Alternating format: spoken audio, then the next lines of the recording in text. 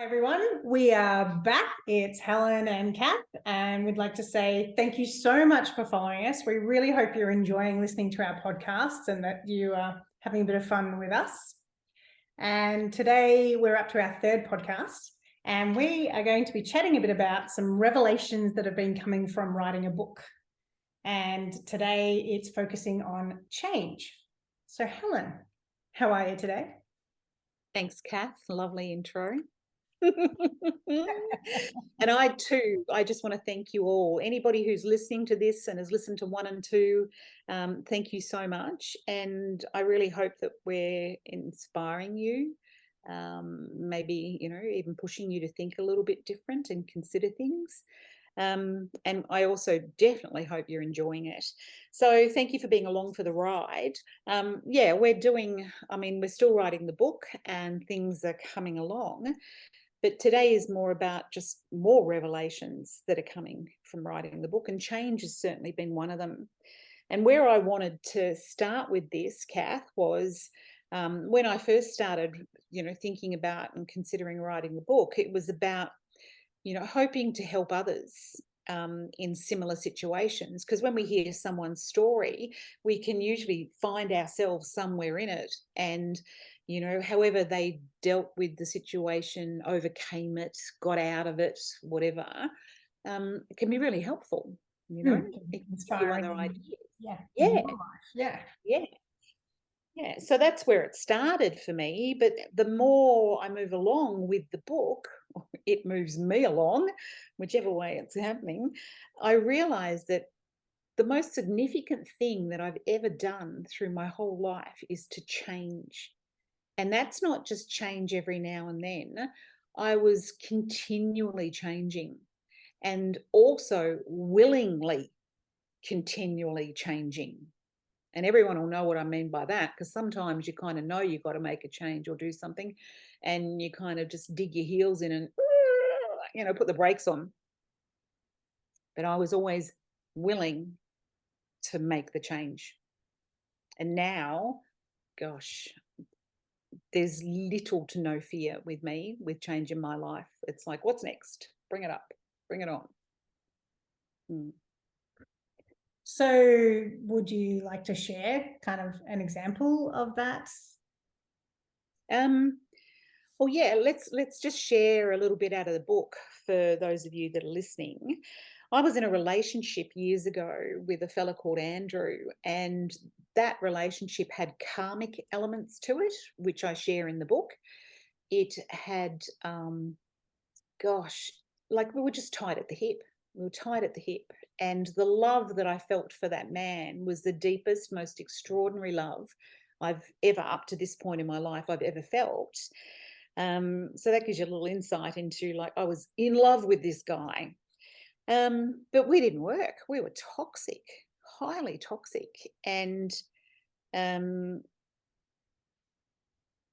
I tried to change and I tried to change myself, I tried to change him, and then I tried to change my way of looking at the whole situation. Because it was toxic, I was trying to make it work. I was trying to figure out from all different sorts of angles how I could make it work.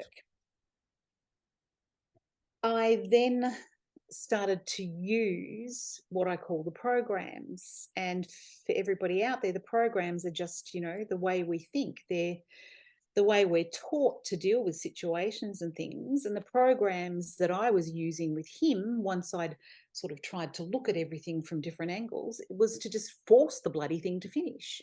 And that really works well, right? No. That's why you kind of went at first, right? Because it doesn't work. Yeah. So I tried to 2 intervention orders. So first intervention order kept him away for a while, but of course, I could say that he broke it, but I allowed him to break it, and I broke it. I mean, say whatever you want. It got broken. I broke it. He broke it. And that was kind of give it another go and all that sort of stuff. And then I did it again. A second intervention order had to come into place, and that was because he attacked me at one stage. And So, yeah, second intervention order. So that was me trying to force it to end. It was like, put something in place, cut the ties, and so be it. That's it, right? So, as I said, the first time around, I broke it and he broke it. Probably him wanting me to break it. That's so convoluted, isn't it? Well, that's a part of the process, right? You're both playing the game at the same time. Yeah. Yeah. And then the second time round, well, he had attacked me. So, and the police were involved and things like that. So, the self-righteous part of me had every right to put a second intervention order out there. And when I went to apply for that, the copper said to me as I was sitting down, and he's taking details, he just looked at me. And have you ever had one of those moments where you feel like you're in the presence of an angel, or call it a spirit, or call it a guide, or whatever you want to? You know what I'm talking about? Yeah. Yeah. And this copper looked at me and went, "What are you doing?" And nobody had asked me that, right? And it was like, "Yeah, what am I doing?" He said to me, "You know you're gonna break this, don't you?" Mm. And I'm like, "Mm-hmm." He goes, "So what are you doing?" Now, I went on ahead and got that intervention order, but he gave me food for thought and I started processing it. And that again was me embracing change, Mm. right? He'd help me to change my mind, help me consider changing my mind. And I started to work a little more with myself. And, to give you the end result of it all, without revealing too much of the story, I asked him to marry me. Mhm. Yeah. Yeah, which is the polar opposite of everything that you'd been trying to do up to that point. Yeah. Trying to make it happen, force it to happen, end it, cut it off somehow, right? Instead of actually going deeper within myself and going, what do I really want out of all this? And the truth was that I loved him so much that, yeah, I was prepared to risk everything. And I asked him to marry me. And the crazy thing is that when it comes to some karmic pattern, when you're shackled together somehow, all it takes is something that's, a deep felt, heartfelt, whatever you want to call it, energy to break the spell. And as soon as I asked him to marry me, he ran a mile. Spell So, was broken.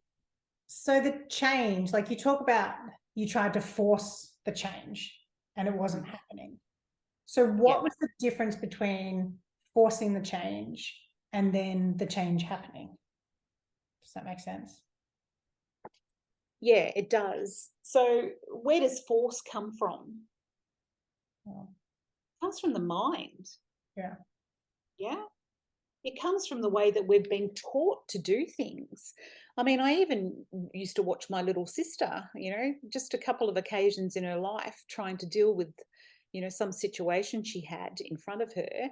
And I remember saying to her, because I used to watch her and I could see that it was like, I have to say to her, don't try to put your head down and smash through the brick wall in front of you, right? It's like, try to see if you can go over it or around it or under it or something. And that was my way of saying to her, maybe there's another way to address it. Yeah. And I Mhm. think that it's the mind and the programs that we've been taught out there is that we should be able to just push our way to wherever we want to go. Yeah, if we think it, we believe it, we can make it happen. That's kind of Yep. what's really Yep. ingrained in us. Yeah. Yep. Where once I stopped and stopped doing that, I then created some space in order to look at it differently. And as soon as I did that, and I wanted genuinely to find some way to work it out, I got this crazy answer of actually really following my heart. So do you think change has to do with a deep level of surrender? At some level, change can be just changing your mind at first. Yeah, okay. Because I Yeah. mean, to get to that point where you said marry me, you really had to surrender into what it was that you truly desired. Yeah, I had to confront every fear that I had at the time, that if I had have truthfully asked from my heart what I really wanted, I'd already rationalized that with my mind, that I would have lost my whole family. I'd probably have to move to South Australia. I'd have to pick up and take my kids with me and have problems with their dad, or leave my kids behind and still have problems with their dad. The mind would go through all the machinations of that, and it had over time. Mm. And all of that was making me so scared that I was just trying to force it to end. So is it the true stepping into that space, like by that guy, by that cop, having that conversation with you, saying, "Hey, what are you doing?" That kind of made you take a step back and start to reassess, right? And it took you on a deeper dive internally, which Yeah, because one thing I've found is, and this can be food for thought for anybody listening as well, we get the answers when we ask a question. mm, And for most people in a situation, sometimes we get so stuck and so afraid and full of anxiety and stress and all that sort of stuff, that all we do is put our head down, hunker down, and just handle it, well, we instead of don't. actually saying, hey, Oh, sorry. I was just realizing we don't even ask. We don't even ask, how do I get out of this solution? How, what that's what is I the was just gonna plan? that Yeah. was what I was just about to say. Instead of saying, to anything, whether you believe in something greater or not, as soon as you pose the question, "Help me, how do I deal with this?" you will get an answer. Mm, Yeah, yeah. and it's not always immediately, it comes when it comes. Yeah. And one thing I realize is that through any change that I've had, I've always been querying and questioning everything. So change And begins with a change of mind, with a change of perspective, with a change of stepping out of that situation and just being open to something else. there's certainly some of the elements. Absolutely. Yeah. Stepping back a little bit and having a look at the situation Yeah. instead of being in it, trying And to figure it out. and asking yourself, what do you truly want, without negating it, because we spend so much time justifying in our mind or talking ourselves in and out of something, whereas we're Yeah. not connected to our true desires most of the time. Desires is probably not Yeah. quite the right word, but our heart, like, your heart with Andrew was you were madly in love with him and you wanted to marry him. You wanted to do whatever it took to be with him, not knowing Yep. what the outcome's going to be. And I think that is one of the trickiest thing that our mind likes to play with us with, is that we Yeah, want because it can't see the certainty. outcome. It's stepping Correct. into the unknown. Right, Yeah. exactly. And when you do step into that unknown, that's when magic, I reckon, comes into, because we don't know what the That's ripple effect is. that's absolutely where the magic is. Yeah. Yeah. And all I know is that every time I've changed in my life, something wonderful has happened, something beautiful has happened Yeah. every single time. Yeah. Every single time. So, I just taught myself along the way, I encouraged myself along the way to change and take that step, because I started to build a bucket load of that worked, and it worked well, and it worked well again, and it worked well again. And I started to see that change was just incredible. Yeah. Super powerful stuff. Mm. So all I can say to anybody that wants to hear it, prepare to shift and change. Mm. Always be prepared to do that. Don't hold on to thoughts and ideas. You can have them, but just leave a little space for them to change a little bit, or let them evolve a little bit, because you might start off with one idea, but that needs to grow, and it sort of, it just moves along the way. You know what I mean? Absolutely. I mean, I'm sure everyone listening can take a moment and look back in their life and see where they thought they were going to get one outcome, and just by taking a slight step to the side, something more beautiful came along. Mm. Yeah, and like I didn't put all those pieces together with Andrew going, I love him and I want to marry him.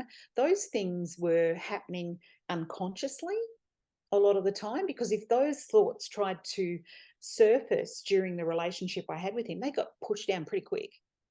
Well, you're in survival mode for so much of that relationship too. That's right. Yeah, in my mind, taken charge, taken control, trying to control everything. So if those little heartfelt things wanted to come up, they didn't come clearly into my mind going, marry him. It was only I mean, that goes against everything you were trying to force to happen, right? yeah. Yeah. I mean, I see the heart, or you call it, I call it God trying to get through, and God can be whatever to me, it's a label for whatever you think that that is. But, I used to see that we were like, it was like we were like a telephone, and you'd have God sort of trying to get through to you, and say that's your heart trying to get through to you, and it tries to get through to you, but you're in your head, and you're in your head so much, all it gets is an engaged signal, and so it would just keep trying to ring you every now and then, going, hello Helen, pick up, and Helen's like all this stuff going on in my head. And it was only then when you'd get into quiet moments, and back then for me it was doing meditation and things, that all of a sudden, that signal would come through, that thought would come through, and I'd do a bit of writing and go, oh gosh, my heart, feels broken, and that's when I'd start to have revelations about what was deeper that was happening between me and Andrew. So if you've got someone listening to this and they're like, Helen, I've got this issue, there's something going on, and I know I'm trying to make this happen, and I know I need to change this. What's a step, a practical thing that they could do to kind of help them to change their perspective? Ring me. Yeah, that's not practical, Helen. It's not realistic. I know. You get 5,000 people ringing you. Well, look, the thing is,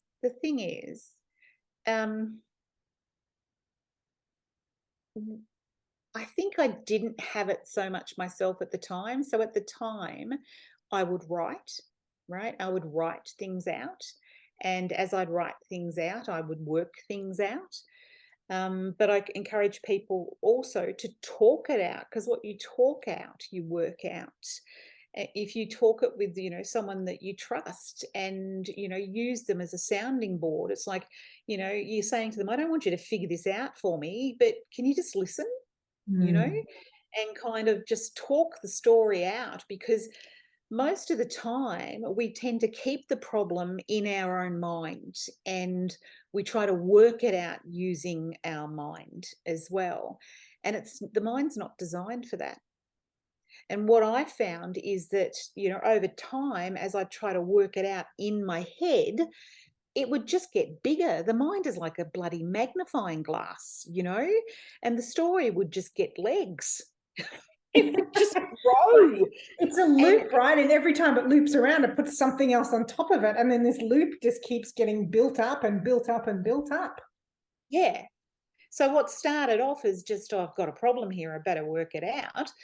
If I hadn't shared it in some way, it grew and grew. And so did the fear or the insecurity that was with it as well. That just got worse. And it gets to a point where it can actually freeze you, and you just don't do anything at all. So that's why I just encourage, firstly, get it out. We're here in this existence to experience things, and that means putting them out into the world by talking it out or writing it out. Yeah. I cannot tell you the value of that, because, you've got to actually do it yourself to then experience what the value of doing that is. It's wonderful.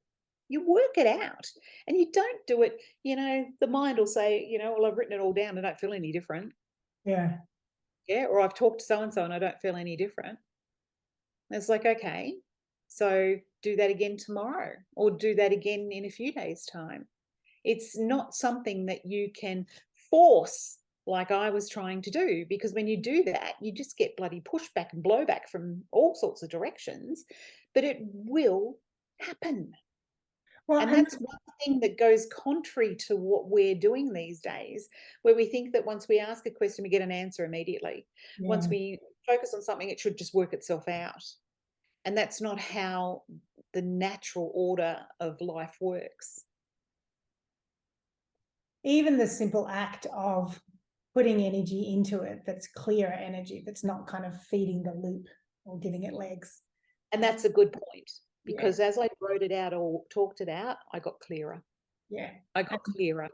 And it And then, becomes less big. yeah, it diminishes in size. Absolutely. Yeah, Because you start, what you're doing is facing the fears, facing yeah. the situation. Because I do like to imagine it as like your mind imagines that there's a big, like some little kid's drawn a big scribble in the middle of the page, right? And it's just a big scribble blob that your brain's then attached to. This is my problem. This is my issue. And it seems overwhelming and so big, and you keep adding more scribbles to it and adding more scribbles. But as we start to communicate, or, you know, I know even in my life, I'm like, I'm getting so caught in my head, I just mean you. And then it's like, oh my God, I'm such an idiot. I've been so running down this track of insanity. And then one word from you, and you're like, and the whole thing just falls apart. And that scribble just completely clears. Like you pull that one thread, there's no power in it. Yeah. Yeah. So communication, clarity, just being honest Hey, about what it is that you 3 want. C's: change, communication, and clarity. That's it.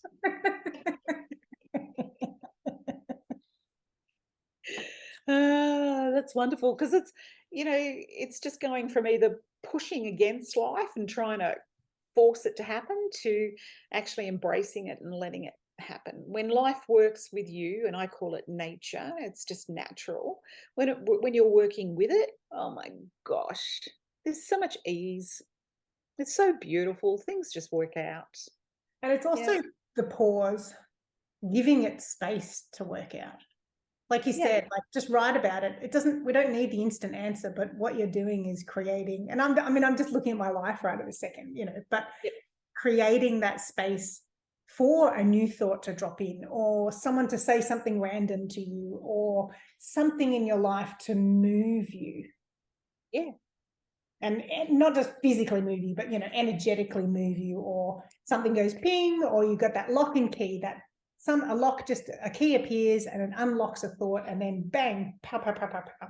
There's a huge ripple effect through your life. And you can't force that to happen at all, ever. I've tried a lot. Yeah, 40 years of that hasn't worked. No, it doesn't. It doesn't. And I don't know, something's different right now. The energy out there is really helping people to embrace doing it naturally, doing it differently. It's Yeah, beautiful. So it beautiful. is. It is. So yeah, there you go. Change. Embrace it, guys. It's good. It even feels good just to tell the story about Yeah. that change. But anyway, there'll be more of that in the book, of course. Absolutely. All right. Thank you, Kath. Thank you once again. Thank you, everybody. And yeah, we'll talk to you again next week, won't we? Absolutely. Thank you, everyone. And thank you, Helen, for sharing your beautiful love and experience with everyone. You're welcome. Love you all. Bye. Bye.